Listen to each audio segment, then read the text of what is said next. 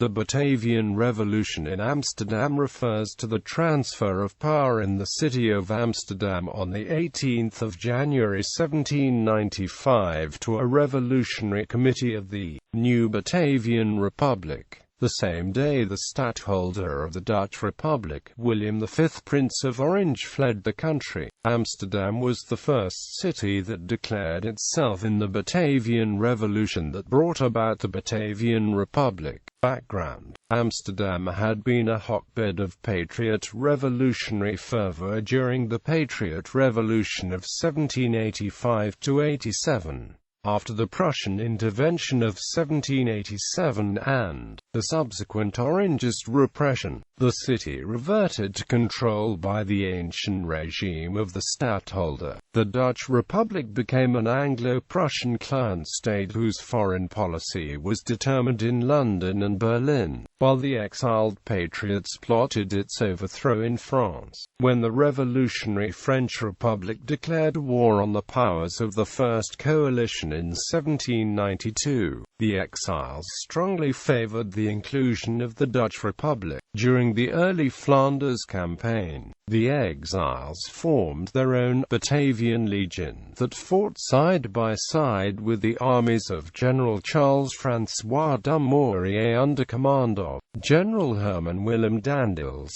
However, despite an incursion into North Brabant, the attack on the Dutch Republic was unsuccessful. In 1793, after the French defeat at Neerwinden, Dumouriez defected to Austria. In 1794, the campaign was more successful for the French and the Batavian allies. North Brabant was again invaded by the French army under General Charles Pichegru and occupied up to the River Vaal. This proved as yet too much of an obstacle for the French. Nevertheless, the French success had emboldened the patriot partisans that had remained in Amsterdam. Despite the vigilance of the political police of the stadtholder, they had been able to form secret societies, masquerading as reading clubs that spread revolutionary propaganda, and prepared for insurrection by secretly amassing arms in an arsenal on the road to Zeeland. Ringleaders were Alexander Gogol and Cornelis Rudolphus Theodorus Krayenhoff, the latter acting as military officer of the Amsterdam Revolutionary Committee.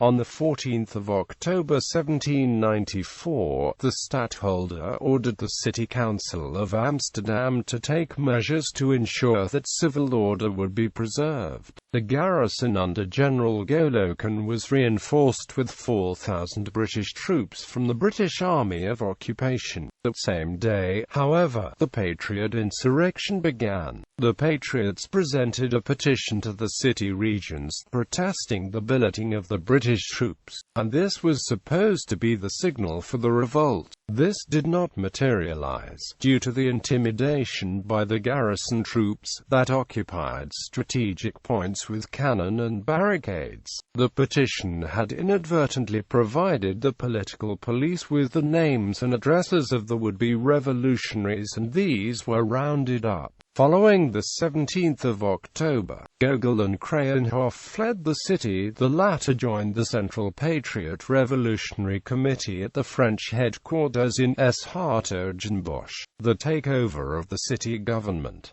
During the winter of 1794, French troops had been on the Vaal River, poised to advance. Only when the river froze over in the severe weather that started mid-December were they able to go forward. They advanced very rapidly due to the collapse of the defensive forces of the stadtholder and his British, Prussian and Austrian allies. A number of important cities fell in rapid succession. On 16 January 1795, General Joseph Suchem accepted the surrender of the city of Utrecht after Prussian troops under General Ludwig von Walmart and Jimbourne had evacuated the province of the same name, and the British occupation troops had left the city, taking with them virtually anything that could be moved. The Batavian Revolutionary Committee followed these developments with mixed feelings. Well aware of the French predilection for annexation, they deemed it necessary that a big Dutch city should be taken by Dutch efforts next, so as to demonstrate that the pretensions of the committee to exercise independent authority could be validated. Amsterdam was the obvious choice. The news of the fall of Utrecht galvanized the remnants of the Amsterdam Revolutionary Committee into action on the 17th of January. Posters and handbills appeared on every street corner, and rumors started to fly that the revolutionaries would seize power the next day. The next day, Sunday the 18th of January, the Revolutionary Committee met secretly in the Hond, a tavern by the name of Het Wap and Van Emden on the Numan Street, near City Hall. A substantial crowd gathered, and a deputation, led by Gogol, was sent at the head of this crowd to City Hall to demand arms, so as to be able to maintain public order. As in October of the previous year, Burgomaster Straalman refused to be intimidated, and ordered out the garrison. However, differently than in October, General Golokan now hesitated, as he was reluctant to shed blood with the French so nearby. His mind was made up when that same evening Kruyenhof arrived in a French lieutenant's uniform, bearing a commission from the Central Revolutionary Committee in Utrecht to remove the illegal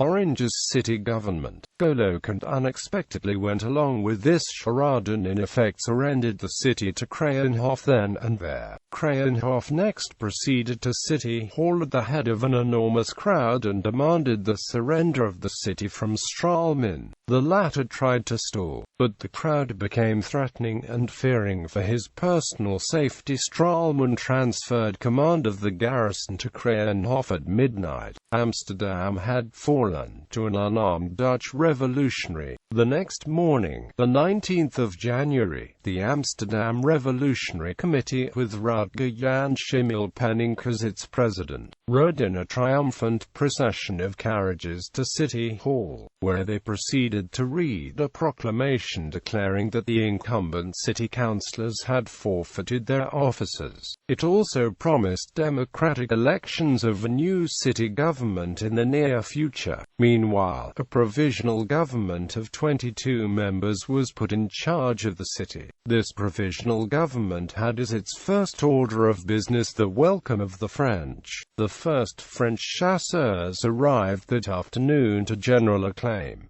The population had meanwhile erected a liberty tree in Dam Square. Aftermath. The previous night, around midnight of the 18th of January, stadtholder William V followed his wife Wilhelmina, who had left the previous morning, into exile, boarding a fishing vessel at the Scheveningen beach. Much of the pro-British faction of the city of Amsterdam fled along with the Prince of Orange, so there was very little opposition to the change of power. The British armies made no effort to retake Amsterdam. Instead, they continued retreating towards Bremen in Hanover, from where they were eventually evacuated in March 1795. The model of the transfer of power in Amsterdam was soon followed in other Dutch cities not yet occupied by the French. Revolutionary committees sprang up left and right, demanding surrender of the ruling city councils to new provisional administrations and the disarmament of the Orange's civic militias and their replacement with free corps companies from the days of the 1785 to 1787 Patriot Revolt. In this way Schiedam, Haarlem and Leeuwarden, to mention a few, experienced peaceful revolutions of their own. Only the Orange's stronghold of The Hague held out. Its Orange's city government sought its own accommodation with the French, and it was only replaced on the 26th of February.